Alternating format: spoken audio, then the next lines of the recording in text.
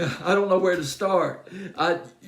You do research on these songs and you come across these different websites that offer a wealth of information, maybe small bits of information, but something that's pertinent to what you're talking about. You try to put all this together and you get excited about it, but it can be frustrating too, trying to do all this in a coherent whole. But I'm going to do the best I can on this one. We're at number 1 on this fantasy playlist of August 29th, 1987, going back 35 years ago, down the time tunnel, cranking up that time machine, and we're there at number 1, up from 6. Europe, doing Carrie. It was the runner-up to The Final Countdown, which came out in 1986, and there was Rock the Night. That Rock the Night, if I remember correctly, just barely made top 40. Now, The Final Countdown was sort of an anthem record, got that iconic keyboard part that, by the way, was composed by Mike Tempest, the lead singer. Actually, he composed the keyboard part of that song of The Final Countdown about 4 or 5 years before the song actually came out, and he borrowed that keyboard from Mick McKinley. He borrowed that keyboard from him, and Mick McKinley added to the group. He became a member of Europe in the spring of 1984, and all these things just kind of come together. That iconic keyboard in The Final Countdown. The Final Countdown was an anthem. It was a rock and roll anthem. It was you can't even describe it as a metal record per se. Now, Rock the Night was metal. It was closer to metal, but this was but I can't put the words to it right now. But The Final Countdown by Europe, it's got that same anthem quality, that synthesizer infused, that majestic synthesizer infused melody. It reminds me a lot of Asia. Remember Asia? They had that song, I believe it was called Time Will Tell, in the summer of 1982, where they too had an iconic keyboard in that song. And there was Heat of the Moment. Heat of the Moment was more rock, though, but Time Will Tell. I got to double check on it. It was a runner-up to Heat of the Moment. I'm going to have to double check on that. Time Will Tell. I believe that was the name of it, by Asia. That reminds me of a lot of that Europe record, The Final Countdown. And now, Mike Tempest, he wrote this song. He wrote the song. He composed the keyboard parts of it. And he was inspired. One of the first records he bought when he was growing up, this band is from Sweden. And when he was growing up, he was inspired. One of the first records he bought, Space Oddity by David Bowie. That's right, Space Oddity, which was a hit in 1969 in England, and then re-released here in the States, became a hit here in the States in the winter and spring of 1973. And that was a song that, one of those songs that inspired Mike Tempest. It got him kind of interested in space exploration, because The Final Countdown is about leaving Earth and going somewhere else. Earth just used up, just not really habitable anymore. Got to move on in outer space. That's right. But see, the thing is, this is what I found out about Mike Tempest. By the way, his real name, Rolf Larsen, R-O-L-F, Larsen, I believe is how you pronounce his name. Now, he was into sports when he was growing up. Talking about the lead singer now of Europe. He was into football, ice hockey, go-kart racing. He came in fourth. One time, and the junior kart race, which was a contest, a championship in Sweden.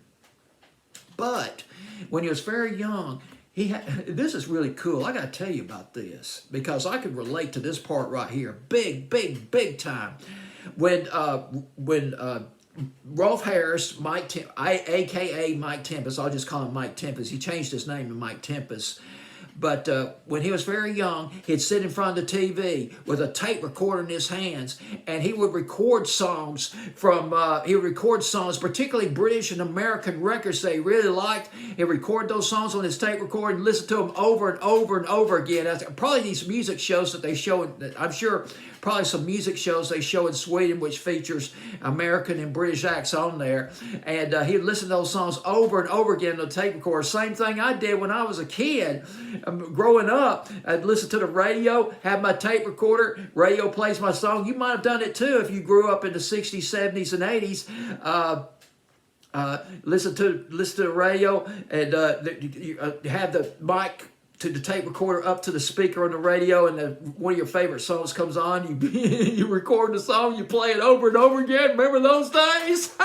Yes, indeed. Well, he did that, and he played in several bands before this gig with Europe came up. But I'll go into the origins of the band just a little bit in part 2 of the video. Let's go back to Carrie. Carrie was not about a real person. Carrie was, well, actually, the meaning of the song is probably a little bit more mundane in a way, in the sense that it's about, well, you know, breaking up with their girlfriends and finding new girlfriends, and that was basically sort of the inspiration that fed into this record, Carrie. It was a big hit here in the States, though.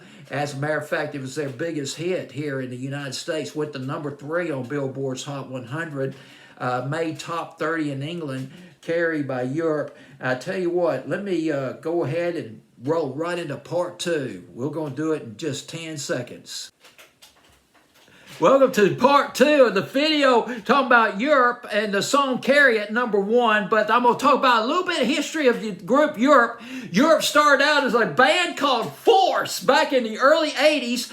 And Force, well, here's what happened. There was a national rock and roll competition in Sweden. It was huge. It was called Rock SM, the organizer of this event. And it would be really huge. And I'll explain it real quick. The organizers, they sent out word in early 1982 for any band that wanted to enter this contest, this Rock SM contest, this national contest. They had to submit 2 original songs on a cassette tape. Force, they did 5 songs, and from what I gathered, they sent those 5 songs in. They entered the competition. They got a phenomenal response. The organizers of this Rock SM competition in 1982, they got a response from 4,000 bands. Woo, I never even heard about this competition. Well, here's what happened. Force, they worked hard for this competition, and they entered into the second phase of the contest. And the finals took place on December the 13th, 1982, and guess who won? Force did. They changed their name to Europe, and Joy Tempest got the nod as being the best vocalist, and the guitar player with Europe, Joe Norum, is N-O-R-U-M. He got the prize for best guitars, got the nod for best guitars in the competition. The final award, the final prize in this huge competition, a record contract with Hot Records. And sure enough, they didn't waste any time recording an album. First album in 1983, and then they came out with Wings of Tomorrow in 1984, and then, of course, the album, I forgot the name of the album. I think it was called The Final Countdown, but I'm not sure. Came out after that in 1986. Ooh, boy, I remember when I first saw The Final Countdown on Night Tracks, WTBS. They ran the heck out of that video back in the summer of 1986, or was it 80? No, it was 86. Months before the song even became big here in the States. It would eventually go to number 8 here in the States, but it was massive over in Europe.